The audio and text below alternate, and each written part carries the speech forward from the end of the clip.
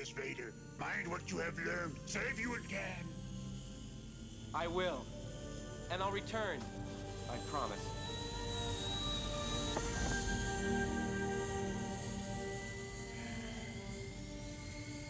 Told you I did. Reckless as he. Now, matters are worse. That boy is our last hope. No. There is another.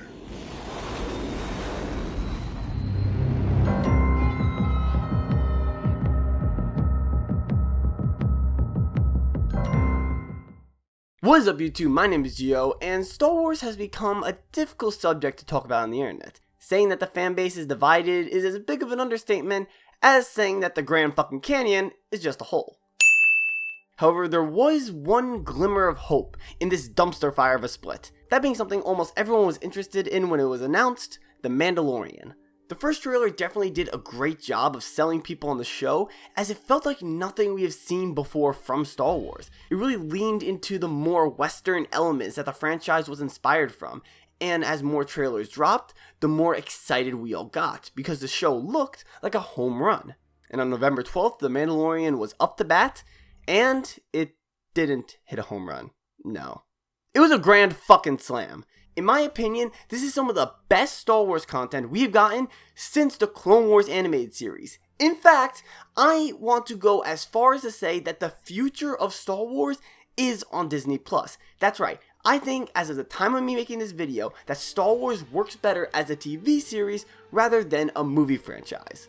At this point, I've been wrong so many times on this channel that I've accepted the fact that not all my videos are going to be received well, or be correct for that matter. And you know what? That's fine. However, hear me out because I think I have a good argument here. You see, there's one thing that The Mandalorian has that the new trilogy doesn't. And for once on this channel, it has nothing to do with characters. No. Instead, that thing is a set endpoint.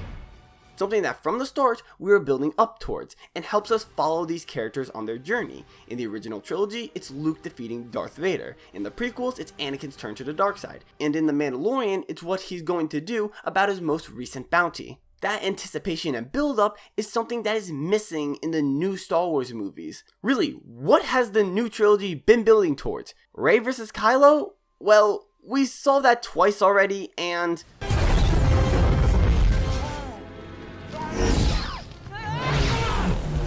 yeah, it didn't go too well for our antagonist over there. Okay, what about Rey's confrontation with Palpatine? Maybe, but that doesn't have any setup, so going to the Rise of Skywalker, that needs to be established. You see what I'm getting at here? We don't have that one set endpoint we are building up towards. We don't have that Return of the Jedi, Revenge of the Sith, or Endgame feel, where we're like, yes, this is what we have been building up towards. The Rise of Skywalker feels like it could very well be the second movie in the trilogy rather than the last. This is because there are too many characters and questions that still need more focus. Finn, Poe, Rose, this new character, Rey, who are the Knights of Ren, how is Palpatine alive? All of these need to be at least attempted to be addressed in the last movie. And frankly, there's not enough time for that.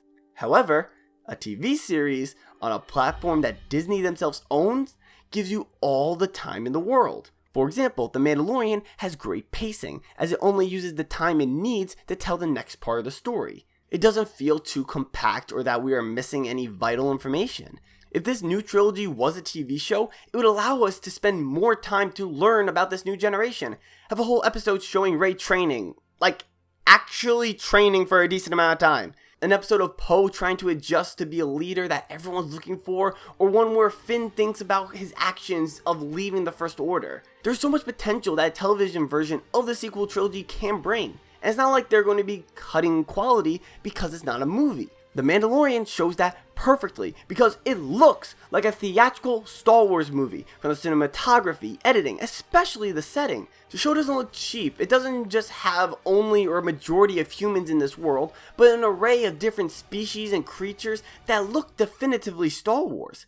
Plus, with the control over the runtime, the show is able to develop the Mandalorian beautifully. I'm truly intrigued by this character and want to learn more about him. And I think a movie's runtime requirement would have crippled that. Star Wars has been a part of pop culture for decades, and for a while, it felt like the spark it had was gone, and the fanbase was ready to abandon it. However, I'm glad to say that The Mandalorian reinvigorated my love for this franchise. The series shows us how good these Disney Plus exclusives can be if you get the right people behind the projects. Fans that truly care for the franchise and want to see it evolve. And I honestly believe at this point, Star Wars should be a TV series on Disney Plus. I think the universe has gotten so big that having a series would give more time to develop the cast and explore even more worlds or out there themes that are hard to achieve when you're under a 2.5 hour time constraint. I believe Star Wars has a bright future on Disney Plus, mainly because the Force is strong with this one.